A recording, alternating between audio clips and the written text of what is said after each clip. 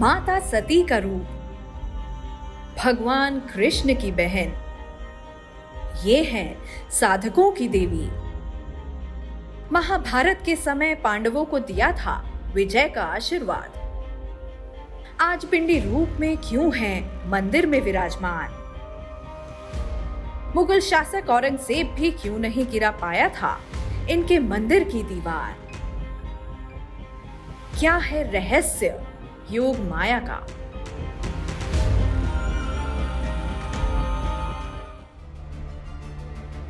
भारत को रहस्यों और चमत्कारों की भूमि कहा जाता है।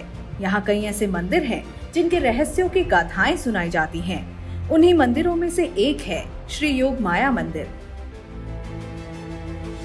योग माया ये वो नाम है जिसका जिक्र आपने महाभारत में सुना होगा। द्वापर युग में भगवान कृष्ण की मां यशोदा के गर्भ से जन्म लेने वाली दिव्य कन्या ही योग माया थी।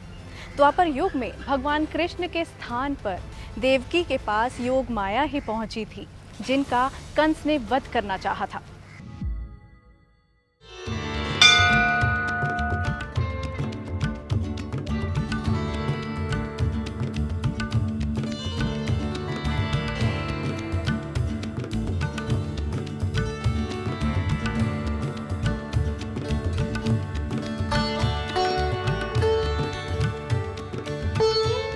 योगमाय महालक्ष्मी नारायणी नमस्तुते, इसी मंत्र से पांडवों ने मां योग माया की उपासना की थी।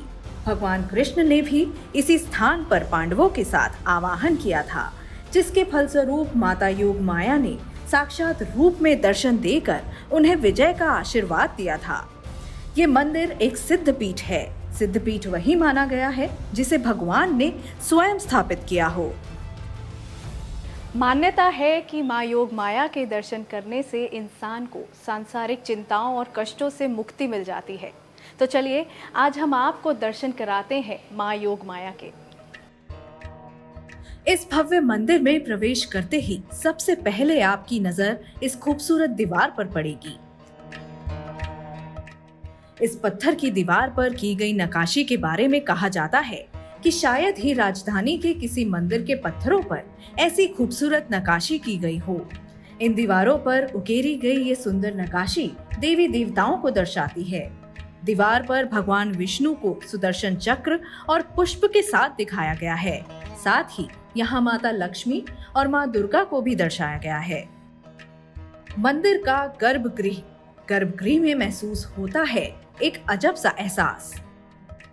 मंदिर के गर्भगृह में इस पिंडी रूप में मां योग माया विराजमान है। इस पिंडी के अद्भुत चमत्कार और अज्ञात रहस्य हैं। कहा जाता है कि मौसम बदलने के साथ ही पिंडी का स्वरूप भी बदलता रहता है। योग माया जी का मंदिर है और जैसा कि हमारी देवी भागवत पुराण में हमें पता लगता है कि कृष्ण भगवान ने यहाँ स्वयं बैठकर पांडवों के साथ महाभारत युद्ध के दौरान पांडवों की विजय के लिए इनका आह्वान किया और इनकी प्राण प्रतिष्ठा की यहाँ पर। तो उसके हिसाब से तकरीबन ये 5000 साल पुराना मंदिर है। और योगमाया जी आपको विदित होगा कि कृष्ण जी की जो बहन कहते हैं, जिनको कृष्ण जी के बदले में लेके आए गोकुल से, और जिसको कंस ने मार तो नहीं सका लेकिन मारने की कोशिश जैसे ही की वो उसके हाथ से छूटकर आकाश में चली गई। और एक भविष्यवाणी होती है कि आकाशवाणी होती है कि तू मुझे क्या मार रहा है, तेरे मारने वाला गोकुल में पैदा हो गया। वर्तमान में इस पिंडी को चांदी के मुख से ढका हुआ है। मां के ऊपर चांदी की एक खूबसूरत छतर लटकी हुई है। इस कमरे में ऊपर एक खूबसूरत गुंबदनुमा छत है।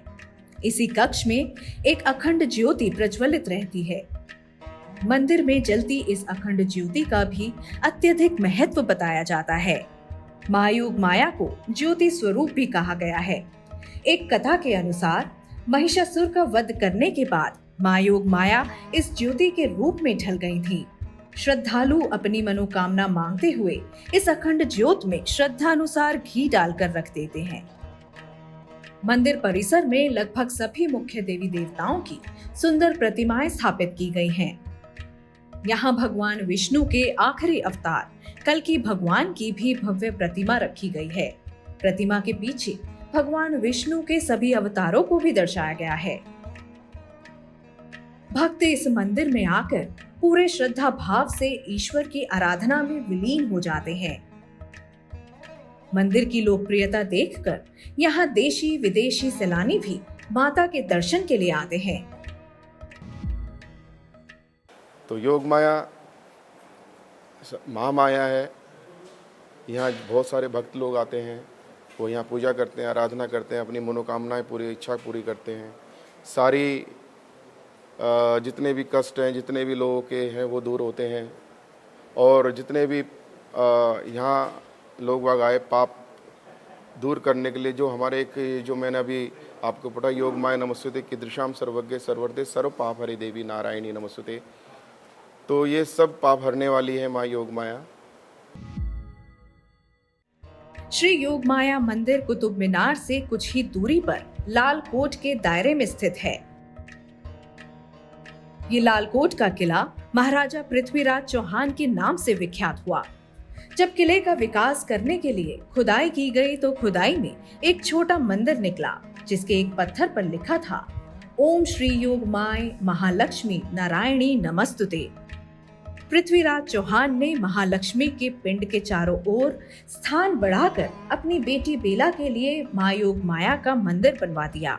पृथ्वीराज चौहान ने यहाँ इस शिवलिंग की स्थापना की, जिसे बूढ़े महादेव कहते हैं। बूढ़े महादेव के ही पास स्थापित ये 3 पिंडियां भी यहाँ खुदाई के दौरान निकाली गई थीं। इन पिंडियों को माँ वैष्णो देवी का स्वरूप माना जाता है। भवन की पूर्व दिशा में एक द्वार है जो भंडारे में जाकर खुलता है। इस भंडारे को भी पृथ्वीराज ने ही बनवाया था। 10वीं सदी में इस भंडारे के ऊपर एक शिखर वैसा ही शिखर था जैसा मंदिर के भवन के ऊपर बना हुआ है। अब भंडारे के ऊपर के भाग में मुगल कालीन कलाकृति की झलक मिलती है। योग माया मंदिर के बाहर गेट के सामने बाबा चांचक की समाधि है। इस समाधि का इतिहास भी मंदिर के इतिहास से जुड़ा है। लोग दूर दूर से यहाँ बाबा चांचर से आशीर्वाद लेने आने लगे। शिवाजी की मृत्यु के बाद बाबा माँ के चरणों में ही तल्लीन हो गए। मंदिर से जुड़े कई किस्से हैं। एक किस्सा मुगल शासक औरंगजेब से भी जुड़ा है। बताया जाता है कि मुगल राजा औरंगजेब ने इस मंदिर को 3 बार ध्वस्त करने का प्रयास किया, लेकिन हर बार वो नाकाम रहा।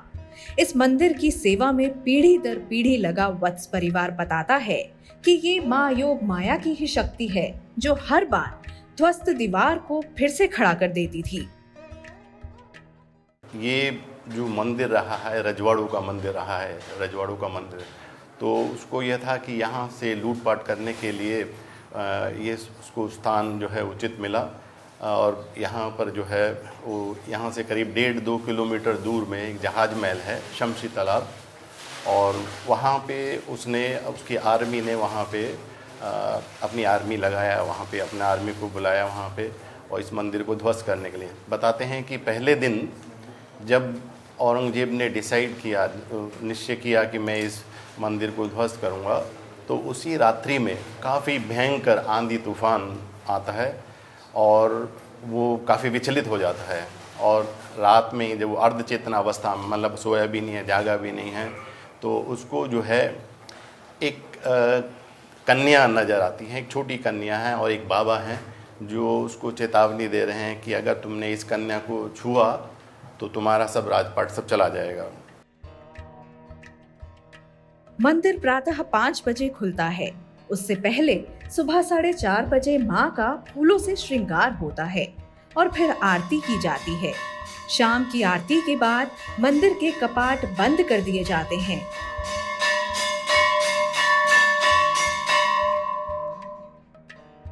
यहाँ पहुँचने के लिए दिल्ली में चलने वाले सभी स्थानीय वाहनों के माध्यम से आसानी से पहुँचा जा सकता है।